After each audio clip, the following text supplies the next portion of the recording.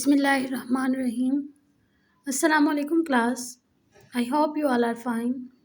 Dear students, welcome to the science class. This is your science book which is Science Fact File 1. Today we are going to start the topic more electrical components on the page number 53 on the textbook. Dear students, here you can see the electric circuit which is a closed loop made of conductors and other electrical elements through which electric current can flow. Students, here you can see the simple electrical circuit, and simple electric circuit consists of four elements: battery, switch, lamp or bulb, or wire. Dear students, wire connected each of the electrical components together. So let's start reading and understand the concepts which is given in this topic. Electrical circuits are part of our everyday lives. Electrical circuits are made up from electrical components. There are many components that can be used in electrical circuits. The table shows a few of them. Here you can see wire, and the symbol of wire in electrical circuits is straight line. The next one is cell or battery. Here you can see the cell or battery, and here is the symbol of the cell or battery in the electrical circuits.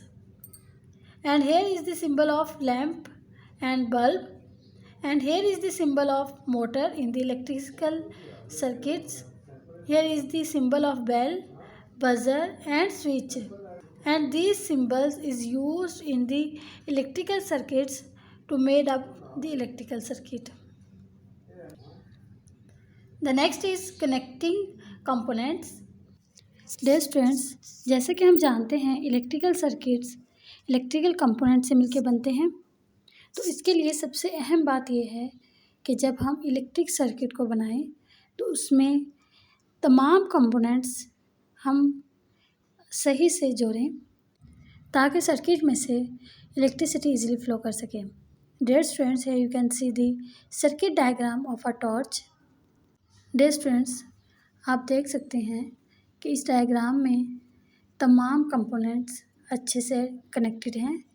For example, अगर हम light bulb की place पे switch को attach कर दें तो हमारे circuit में से करंट फ्लो नहीं होगा और सर्किट अच्छे से और प्रॉपर फंक्शन परफॉर्म नहीं करेगा.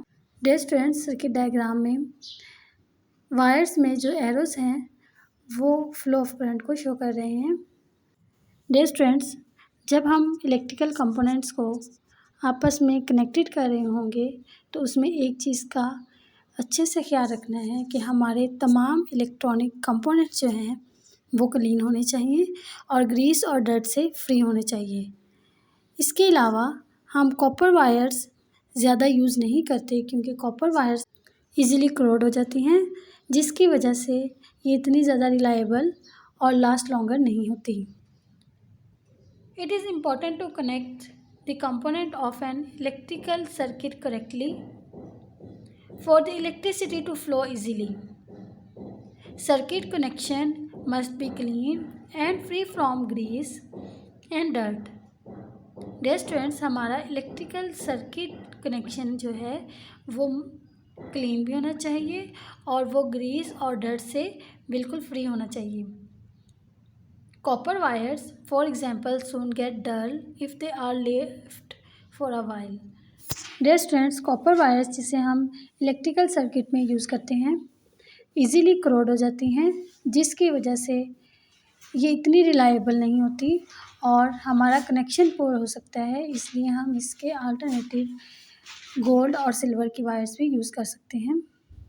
और गोल्ड और सिल्वर की जो वायर्स हैं इनको जल्दी जंग नहीं लगता और ये रिलायबल होती हैं और लास्ट लॉन्गर होती हैं, ज़्यादा देर तक चलती हैं. The next one is more switches. Dear students, you know that switches किसी भी इलेक्ट्रिकल सर्किट को ऑन या ऑफ करते हैं. Here you can see the different switches which is bell push and reed switch, and here is two positions in this switch which is on and off. Dear students, bell push switch mostly of रहता है, लेकिन जैसे ही हम इसके ऊपर pressure apply करते हैं तो ये ऑन हो जाता है, और जैसे ही हम प्रेशर रिमूव करते हैं तो ये वापस अपनी पोजीशन पर आ जाता है और ये स्विच ऑफ हो जाता है। Dear students, bell push switch जो है वो स्प्रिंगी कॉन्टैक्ट है। जिस तरह स्प्रिंग के ऊपर प्रेशर अप्लाई करते हैं तो स्प्रिंग स्ट्रेच हो जाता है, और जैसे ही हम प्रेशर रिमूव करते हैं तो स्प्रिंग वापस अपनी ओरिजिनल पोजीशन पर आ जाता है। A bell push switch is normally off. It is only on when it is pressed. When the pressure is removed, a springy contact returns the switch to off. Dear students, the next one is reed switch. Dear students, ये switch magnet के ज़रिए से operate होते हैं और ये mostly metal के बने होते हैं। और जैसे ही हम कोई मैग्नेट इसके करीब लेके आते हैं तो मैग्नेटिक फील्ड जनरेट हो जाती है और स्विच ऑन हो जाता है।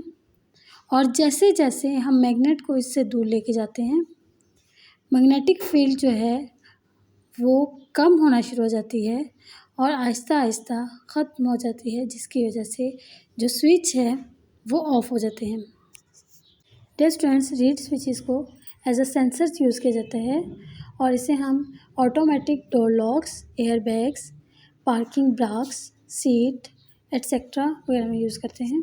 सो when a magnet is held close to the switch, the contacts close and the switch is on. The switch is off when the magnet is removed. Reed switches are very useful in burglar alarm circuits. Dear students, here is the burglar alarm. It is an electronic device that emits a loud noise or other alert when someone attempts to gain unauthorized entry to a building. Burglar alarm is a security alarm.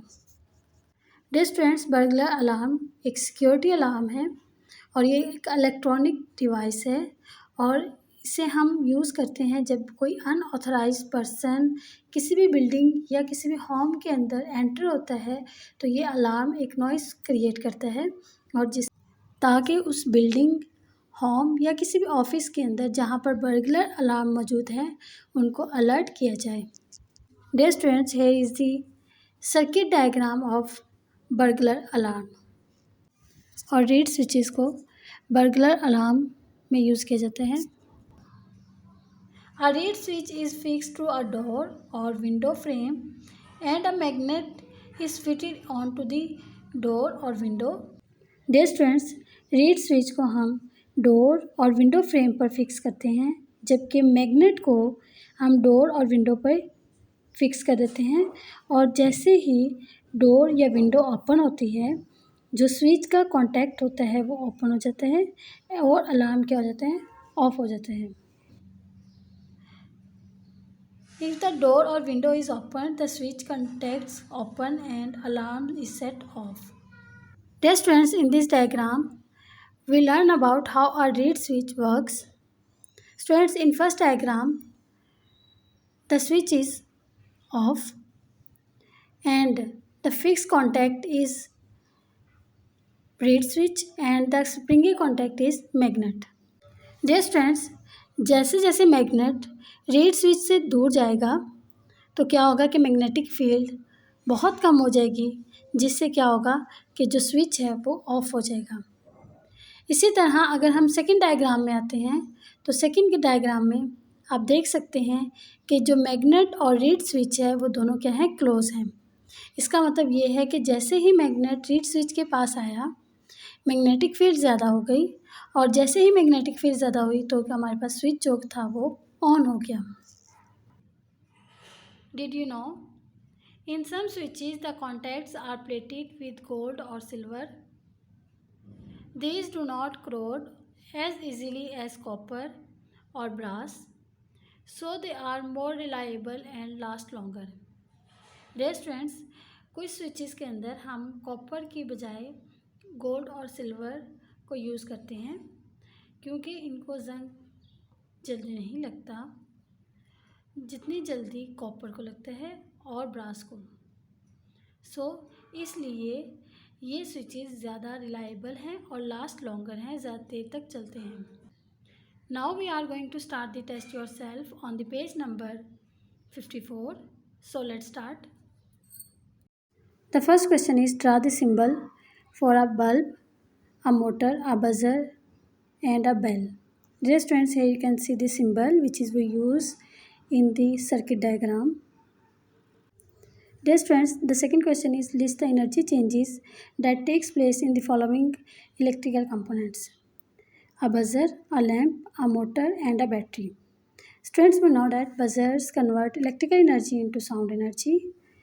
A lamp, it is convert electrical energy into heat and light energy. A motor, it converts electrical energy is changed into mechanical energy. A battery, it converts chemical energy into electrical energy. The third question is, why is it important to keep electrical components clean? क्यों ज़रूरी है कि हमारे पास जितने भी electrical component हैं वो clean होने चाहिए? डियर स्टूडेंट्स, जैसा कि हमने पढ़ा, it is important to keep electrical components clean so that they don't corrode, they become reliable and last longer. Electrical components को हमेशा क्लीन होना चाहिए ताकि वो ज़्यादा देर तक चलें और रिलायबल हों। Fourth question is, what is the insulator between the contacts of a bell push switch when it is off?